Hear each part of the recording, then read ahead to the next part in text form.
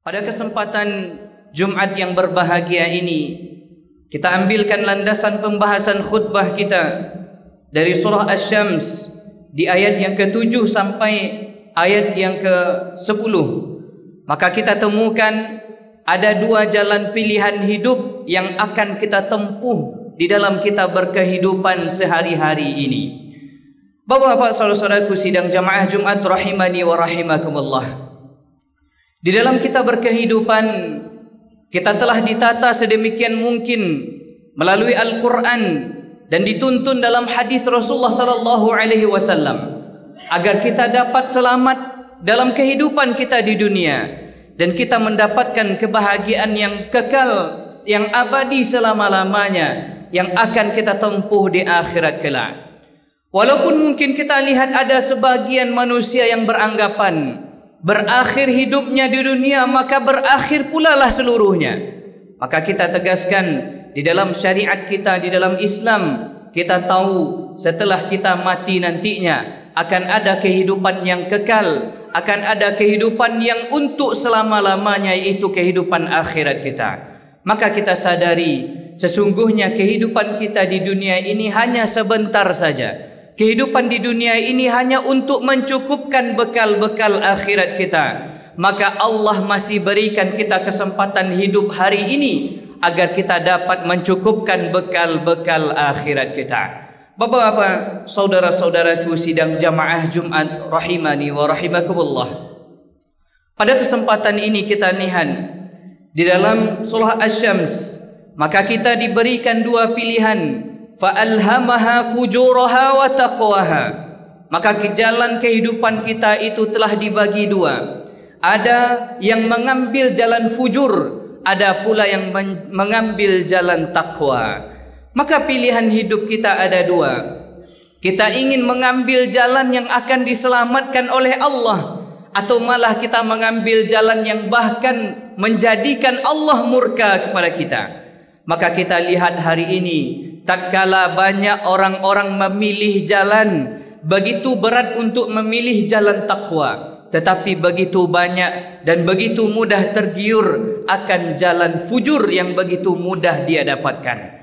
Kita lihat hari ini, bagaimana tidak di saat waktu-waktu yang senantiasa kita lalui hari ini, tatkala waktu tersebut kita gunakan untuk mendekatkan diri kita kepada Allah Subhanahu wa taala. Kita isi dengan ibadah kita isi dengan salat, kita isi dengan puasa, kita isi dengan membaca Al-Quran, kita isi dengan bersedekah, kita isi dengan membayar zakat, bahkan diisi dengan haji ke Baitullah, begitu berat rasanya. Tetapi ketika harta, ketika waktu digunakan untuk jalan yang buruk, maka begitu mudah orang-orang tergiur hari ini.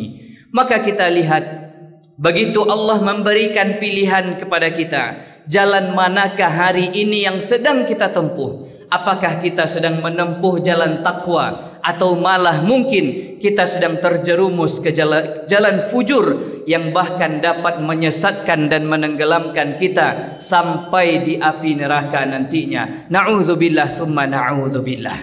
Bapak-bapak, saudara-saudaraku sidang jamaah Jumat rahimani wa rahimakumullah.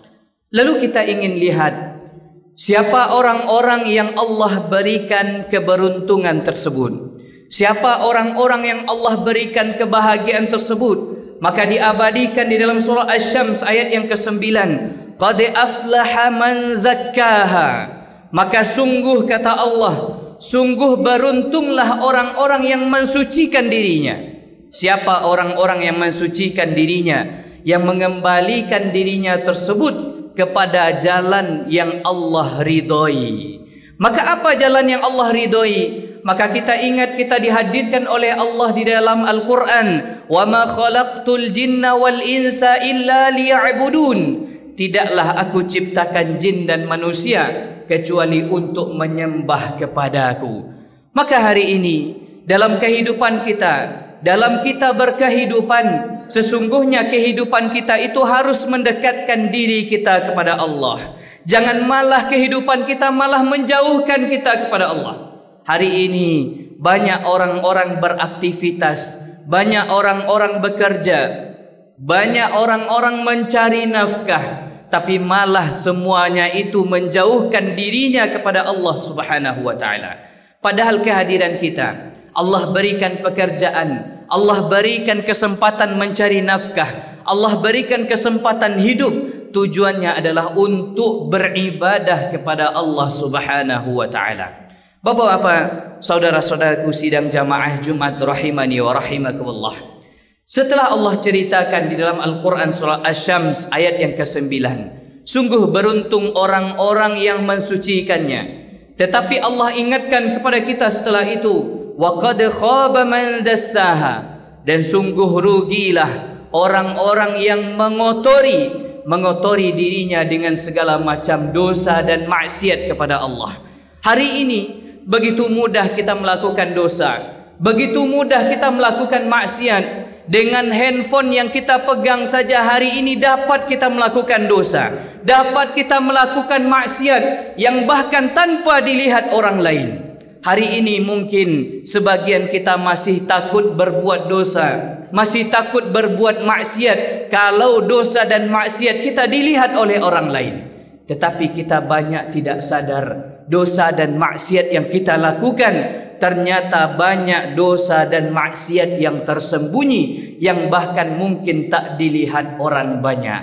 Maka hari ini kembali kita hadirkan diri kita untuk kembali kita mengharapkan ridho Allah Subhanahu wa taala. Kita berharap ingin mendapatkan kebahagiaan yang sesungguhnya. Karena kebahagiaan yang mungkin hari ini sebagian kita telah dapatkan, mungkin baru kebahagiaan di dunia saja, belum kebahagiaan di akhirat. Maka hari ini banyak kita lihat orang-orang yang bergelimang dengan harta yang mungkin kita beranggapan mereka bahagia dengan hartanya. Yang bahkan mungkin hari ini kita lihat orang-orang yang memikul jabatan begitu luar biasa tingginya, yang mungkin kita anggap mereka itu akan mendapatkan kebahagiaan dengan jabatannya tersebut. Maka sesungguhnya kebahagiaan bukan dilihat dari materi saja. Karena hari ini banyak pula kita lihat orang-orang yang hidupnya sederhana, hidupnya apa adanya, hidupnya sekedar cukup untuk makan saja. Tetapi kita lihat keluarganya sakinah, mawaddah, warahmah. Begitu banyak orang-orang yang hidup bergelimang harta, tapi anak dan istrinya entah kemana. Dia tidak merasakan sakinah, dia tidak merasakan mawaddah, dia tidak merasakan rahmah di dalam kasih sayang keluarganya. Maka hari ini kembali kita hadirkan diri kita. Jalan manakah yang ingin kita tempuh? Jalan takwa yang Allah siapkan untuk kebahagiaan, atau malah jalan fujur yang bahkan menenggelamkan kita masuk ke dalam siksa api nerakanya Allah Ta'ala. Bapak-bapak, saudara-saudaraku sidang jamaah Jumat rahimani wa rahimakumullah. Begitu hari ini banyak kita dengar kabar yang sampai kepada kita bahwasanya begitu banyak dosa-dosa yang bahkan mungkin telah ditampakkan di hadapan kita. Banyak di antara pegawai-pegawai yang dihadirkan tetapi tidak amanah. Banyak di antara para pejabat yang tidak amanah. Bahkan banyak di antara para petinggi negara yang zalim terhadap negaranya sendiri. Maka hari ini apa yang kita lihat? Yang kita lihat, kita tentukan sebagaimana Allah ingatkan kepada kita bahwasanya setiap kita ini adalah manusia terbaik. Tetapi kita perlu ingat, di antara kita pasti akan dihadirkan untuk mempertanggungjawabkan apa yang telah kita perbuat nantinya. Bapak-bapak, saudara-saudaraku sidang jamaah Jumat rahimani wa rahimakumullah. Di dalam Al-Quran diingatkan kepada kita, tilka ummatun qad khalat laha ma kasabat wa lakum ma kasabtum wa la tus'aluna amma kanu ya'malun. Kalian itu adalah umat yang telah Allah hadirkan kepada manusia ini, umat yang telah dihadirkan oleh Allah di atas dunia. Maka apa yang Allah sampaikan kepada kita? Laha ma kasabat. Maka bagi mereka apa yang mereka lakukan akan mereka pertanggungjawabkan. Walakum ma kasabtum, dan apa yang kalian lakukan juga akan kalian pertanggungjawabkan nantinya. Bapak-bapak, saudara-saudaraku sidang jamaah Jumat rahimani wa rahimakumullah.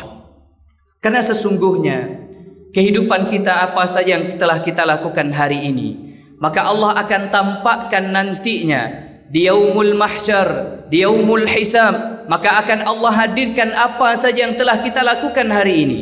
Bahkan sebesar biji zarrah kebaikan yang kita lakukan, Allah akan balasi kebaikan itu. Dan bahkan sebaliknya, ketika sebesar biji zarrah pula keburukan yang kita lakukan, maka Allah pun akan memperlihatkan balasannya ketika kita telah sampai di yaumul hisab nantinya. Maka akan ditimbang siapa yang paling lebih banyak amal kebaikannya, maka dia akan bahagia.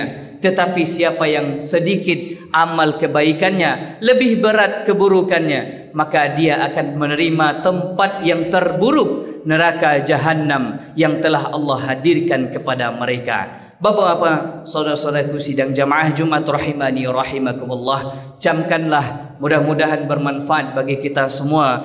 Kita tutup, fa'tabiru ya ulil absar la'allakum tuflihun. Demi masa, demi waktu yang Allah hadirkan sebagai modal hidup kita, maka Allah tegaskan kepada kita, sesungguhnya seluruh manusia itu rugi, kecuali, kata Allah, orang-orang yang beriman. Maka apa tanda-tandanya orang-orang yang beriman tersebut? Maka dia tampakkan dalam kebaikan-kebaikan yang senantiasa dia lakukan. Lalu siapa lagi? Orang-orang yang saling menasihati di dalam kebenaran, dan orang-orang yang saling menasihati di dalam kesabaran. Bapak-bapak, saudara-saudaraku sidang jamaah Jumat rahimani wa rahimakumullah, senantiasa dihadirkan kepada kita, diingatkan kepada kita melalui surah Al-Asr, surah yang bermaknakan masa, waktu, yang mana dengan waktu ini menjadi modal hidup kita selama di dunia ini. Banyak di antara kita rugi dengan waktu.